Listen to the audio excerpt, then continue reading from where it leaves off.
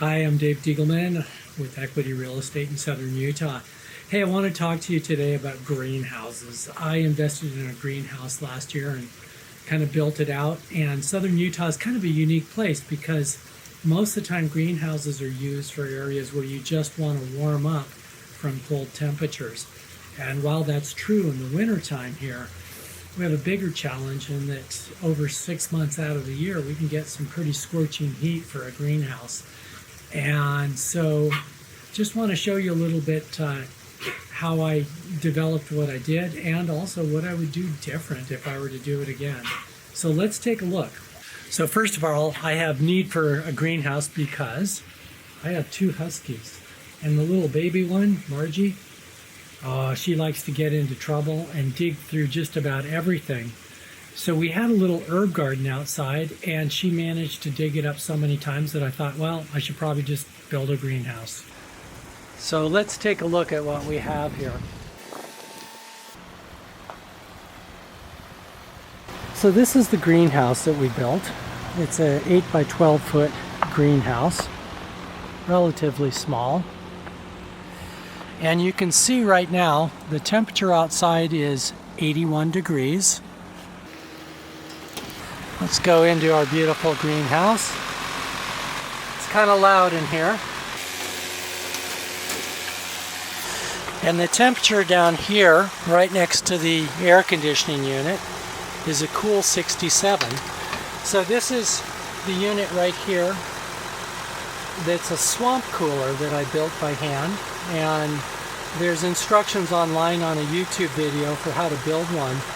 But it does really, really well. In the summertime when it's 115 outside, it'll cool it down 20 degrees, so it'll be 95 inside. So that end of the greenhouse is 67.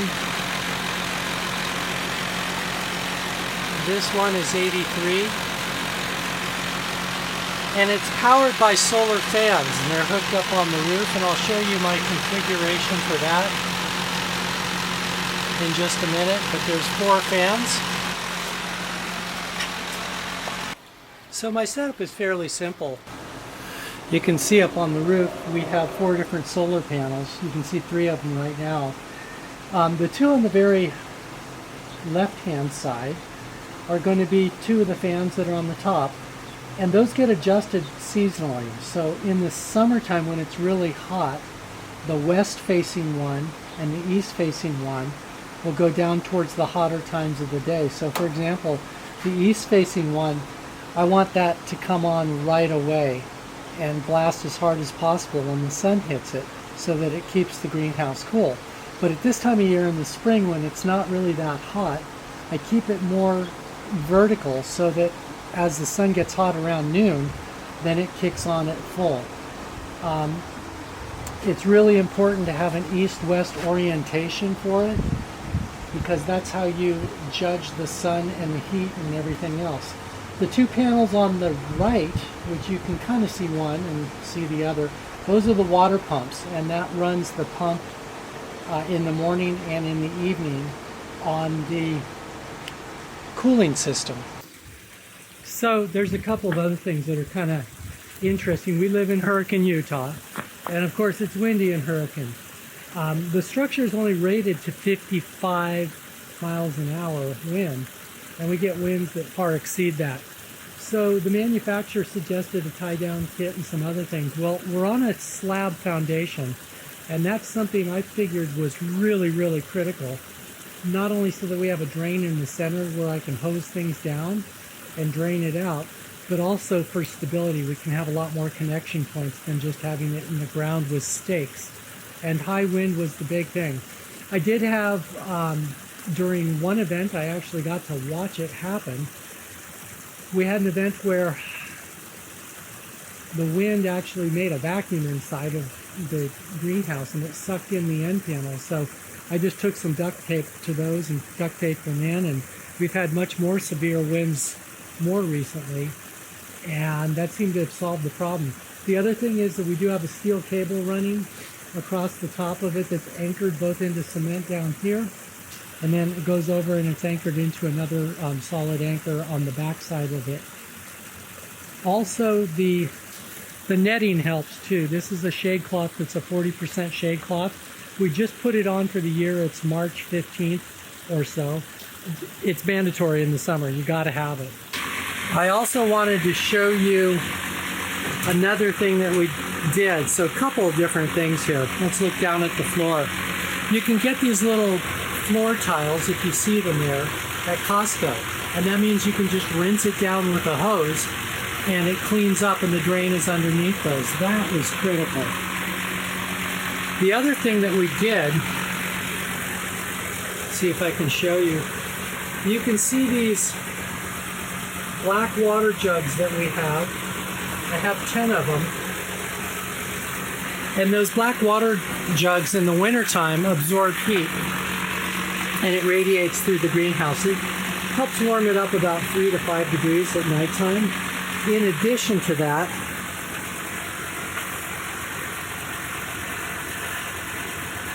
we have a food dehydrator that I use for a heater. I don't need to put that much heat in, and it's only in the wintertime during the evening hours, because the daytime hours this is up at 80 to 85 degrees as soon as the sun comes out, and it really doesn't matter how cold it is outside. Beneath that, down here, sorry through all the cords, you can see the water retention trough that holds the water for the swamp cooler, and that's what keeps everything cool. Now I will say that the swamp cooler, which is back here, it will go through, in the middle of summer, 15 to 20 gallons of water. So if I were to do this again, I would have done something different underground. And it works in the same manner as a solar envelope house. If you haven't ever heard of those, you can Google it. But anyway, what it does is it circulates air underground through basically lava rock, through gravel, that is.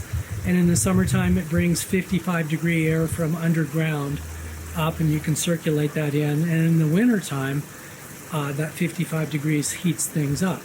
Well, what I would have done is I would have taken the exhaust fans from the greenhouse and piped them in underground into a system that would have a catch. So when the air cools down, the water condensates and then gets pumped back up into the main swamp cooler sump, if you will, because that would have helped quite a bit. I imagine that would bring it down to only 3 to 5 gallons a day of water use, but it's hard to say without building it. But I definitely would have put the money into doing that. Other than that, I can say that in the summertime and in the winter, this baby's automated. I mean, I don't really have to touch it all that much. I check on it all the time. I've got thermometers all over the place. But you can rig it so you really don't have to do a whole lot. The other thing that I had to learn was our outdoor watering system is on timers that we change throughout the year. So in the summertime, it goes on twice a day, and it goes on for probably 10 or 20 minutes. I can't remember what we do.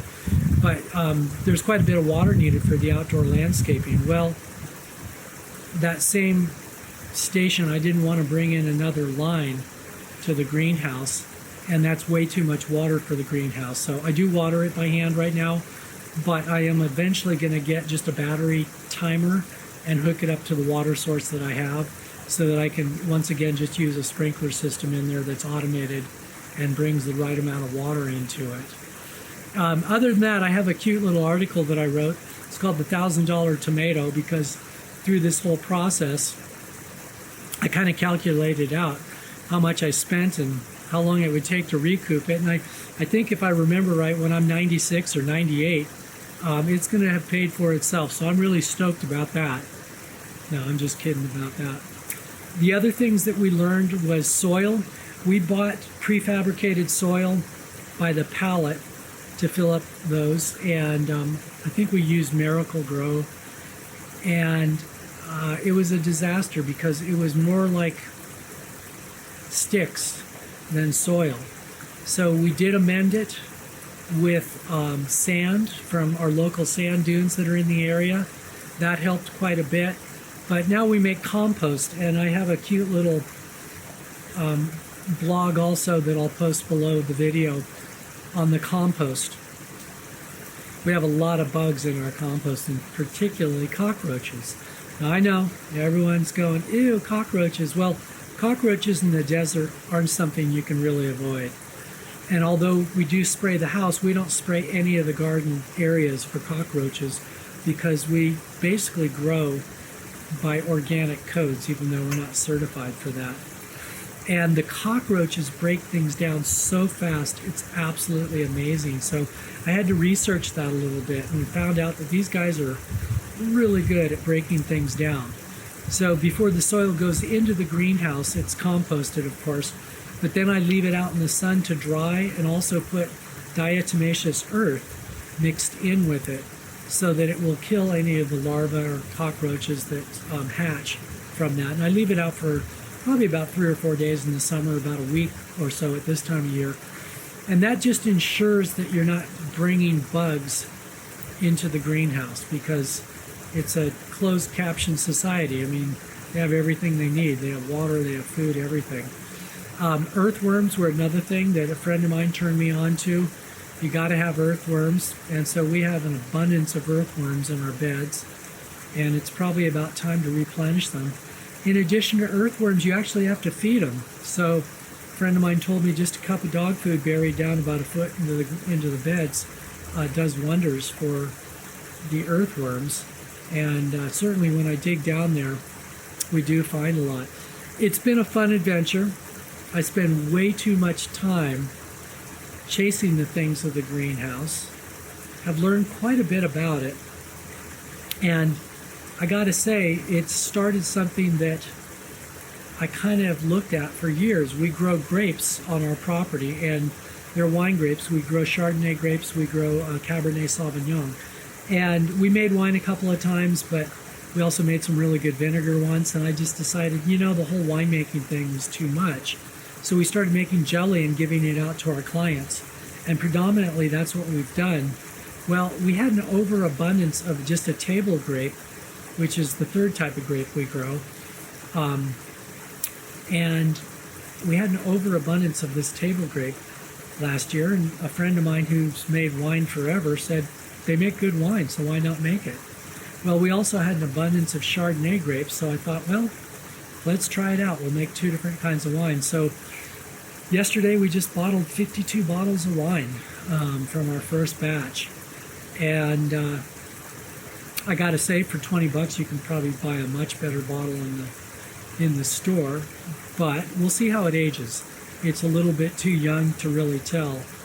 But it was fun, and I started propagating grapes several years ago for the grapes of our own use, and have started a vineyard collective. It's called the Diegelman Vineyard Collective, and it's for just neighbors and friends that want to contribute into the wine making process by growing grapes and contributing their grapes. We're going to have a local producer actually produce the wine once we get up to a 50-gallon barrel. And right now we're at 10, so we're a ways away from that, 3 to 5 years anyway. But I started growing Chardonnay grapes several years ago because the grape that I bought at the nursery, which was supposed to be really good in the heat, didn't fare so well in the heat. And so I ripped out that, and the only vine that they had left when I wanted to replant it was a Chardonnay vine. And it's like, okay, I know Chardonnay, it's supposed to grow in the cool coastal regions. And I don't know. I thought, what the heck, I'm going to try it out, see what happens. Well, it turns out it grew like a weed and started producing an abundance of grapes. So what would happen, though, right before the harvest is the grape skins are really thick on Chardonnay grapes. And one of the challenges when you grow them, like in the California Central Valley or anywhere away from the cool coast, is the skins burst and they start molding and mildewing. And so, of course, that ruins the grape. Well, it's so dry and hot here in southern Utah, the skins would indeed burst, but they scab over. So we do lose probably 10% of our yield because they'll dehydrate, but it's only 10% of the yield.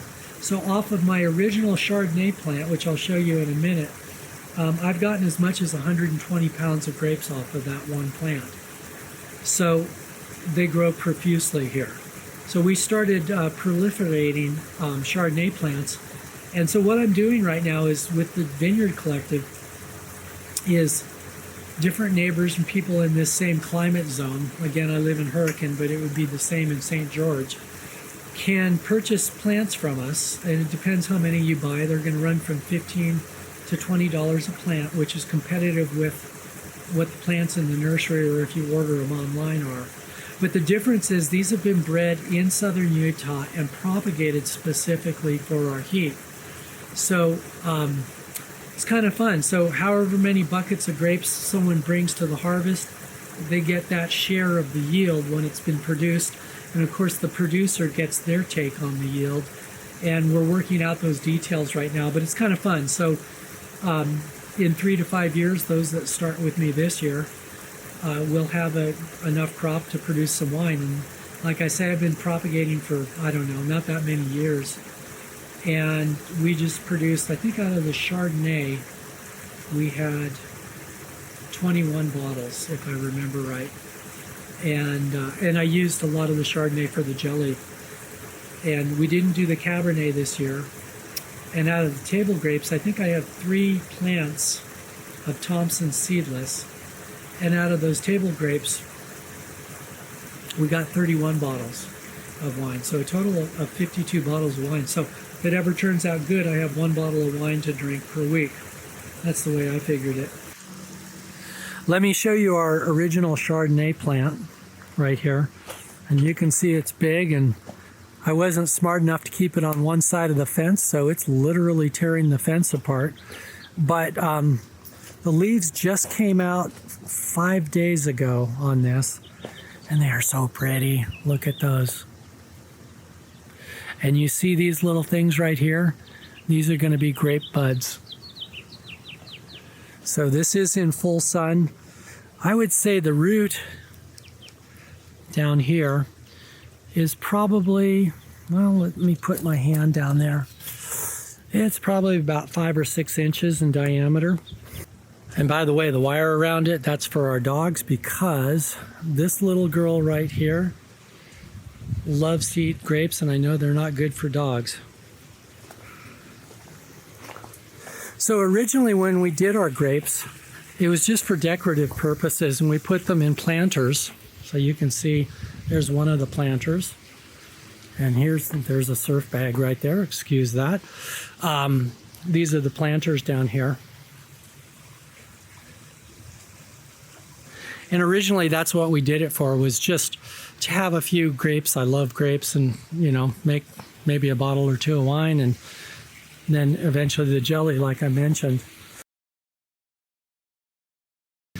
We've moved on, propagated a few more plants. I'd like to put them everywhere that I possibly could. My wife says, no, it looks like the Addams family. So, and they kind of do. Again, these are just coming out, but you can see without a whole lot of space, we have a fair amount of plants. And last year we got enough to make, like I say, 21 bottles of wine.